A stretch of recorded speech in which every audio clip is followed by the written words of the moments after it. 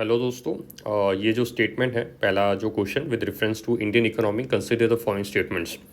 तो हमें जो क्वेश्चंस आते हैं ना, PYQ प्रीवियस ईयर क्वेश्चन कैसे एनालाइज करने हैं, हमें यहाँ से देखना है। पहला जो स्टेटमेंट है, if the inflation is too high, ठीक है। पहले यहाँ पे वोकेबलरी वर्ड जो है, डेट इज़ द इन्फ्लेशन, इसको आप टिक कर लीजिए।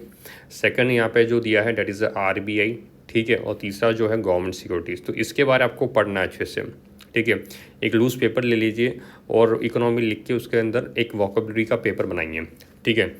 तो पहला जो स्टेटमेंट है उसको करना कैसा है टैकल। यहाँ पे बता रहा है कि इन्फ्लेशन जब बढ़ जाती है तो RBI क्या करेगा, उसको बाय करेगा। तो पहला तो पता होना चाहिए कि इन्फ्लेशन होती क्या है। इन्फ्लेशन का मतलब होता है महंगाई। जब महंगाई बढ़ेगी तो RBI क्या चाहेगा, भाई मुझे महंगाई को कम करना है। और महंगाई के कम करने के लिए RBI क्या करेगा, बाय नहीं करेगा, सेल करेगा गवर्नमेंट की सिक्योरिटीज़ को, ठीक है। अब मैं यहाँ पे बता देता हूँ कि गवर्नमेंट सिक्योरिटीज़ होती क्या है। जब भी हम जब भी RBI जो है पैसों को सक करना चाहेगी या तो खींचना चाहेगी मार्केट से, तो वो क्या करती है, गवर्नमेंट सिक्योरिटी को इशू करती है, ठीक है। जो गवर्नमेंट सिक्योरिटीज़ को इशू करेगी, और जब भी पैसा उसको देना है तो वो क्या कर लेगी, गवर्नमेंट सिक्योरिटीज़ को बाय करेगी। तो यहाँ पे जो स्टेटमेंट है वो गलत है। यहाँ पे जस्ट बाय, ये देखो एक वर्ड से एक स्टेटमेंट गलत हो गया यहाँ पे, ठीक है। अब सेकंड स्टेटमेंट पढ़ लेते हैं। जब भी रुपी डेप्रिशिएट होता है, ठीक है, अभी आपको कैसे देखना है। जब भी रुपी डेप्रिशिएट करेगा, RBI क्या करती है, सेल करती है डॉलर्स को इन द मार्केट। बिल्कुल सही जवाब है, ठीक है। जैसे कि डेप्रिशिएशन होने से फ़ायदा किसको होगा, आपको यहाँ पे एक्सपोर्ट्स की तरह देखना है। जब भी हमें एक्सपोर्ट्स को बढ़ाने हैं तो जब हमारा रुपये का डेप्रिशिएट होगा, उससे होगा कि डिमांड बढ़ेगी अपने यहाँ पे जो मार्केट की, ठीक है, एक्सपोर्ट प्रोडक्ट्स की।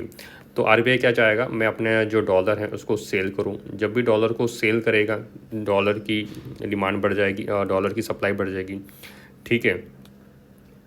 डॉलर की सप्लाई बढ़ जाएगी, और जैसे डॉलर की सप्लाई बढ़ जाएगी, अपना जो रुपी है ना, उसकी वैल्यू बढ़ने लग जाएगी। उसकी वैल्यू अपने आप ही बढ़ने लग जाएगी, क्योंकि यहाँ पे स्कैरसिटी वाला रूल आता है, ठीक है। स्कैरसिटी वाला रूल आता है, जो चीज़ मार्केट में ज़्यादा होगी उसकी वैल्यू कम हो जाएगी, आपको पता ही है। और जो जो मार्केट में चीज़ें कम होती हैं उसकी वैल्यू ज़्यादा है।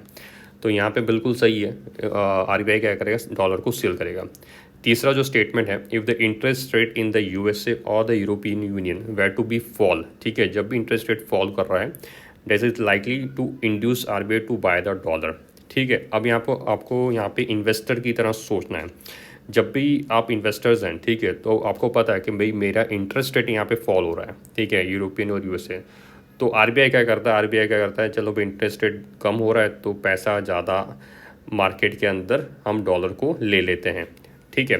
तो RBI क्या कर रहा है, that is likely to induce RBI to buy the dollars, ठीक है। क्योंकि इंटरेस्ट रेट्स कम है, तो RBI क्या करेगा, अपने डॉलर को बाय कर लेगा। तो ये सेकंड स्टेटमेंट भी सही है और थर्ड स्टेटमेंट भी सही है। तो सेकंड स्टेटमेंट और थर्ड स्टेटमेंट, यहाँ पे ऐसा था कि अगर आपको लग रहा था ना कि पहली स्टेटमेंट गलत था तो डायरेक्ट आंसर आ जाता है, ठीक है। यहाँ पे गलत होगा, यहाँ पे गलत हो गया, यहाँ पे। पर 23 का जो अटैम्प्ट है, ठीक है, हम उसको पेपर को एनालाइज करते हैं तो उसमें ये देखा गया है कि एलिमिनेशन मेथड्स काम ही नहीं लगी। तो आपको अभी क्या करना पड़ेगा, आपको बेसिक्स नॉलेज पे काम करना पड़ेगा। आपके जो बेसिक्स है ना, जैसे कि इन्फ्लेशन क्या है, RBI क्या है, गवर्नमेंट सिक्योरिटीज़ क्या है, डेप्रिशिएशन होने पे RBI क्या करता है, ठीक है, वो देखना है। जब भी इंटरेस्ट रेट फॉल करेगा, RBI क्या डिसीजन लेगा। तो जब तक आप अपने बेसिक्स को स्ट्रॉन्ग नहीं करोगे ना, आपका ये पेपर आपको हार्ड लगेगा। जस्ट आप अपने बेसिक्स को स्ट्रॉन्ग कीजिए, ठीक है। ऐसे ही हम वन वन क्वेश्चन लेके आगे बढ़ते चलेंगे। Thank you.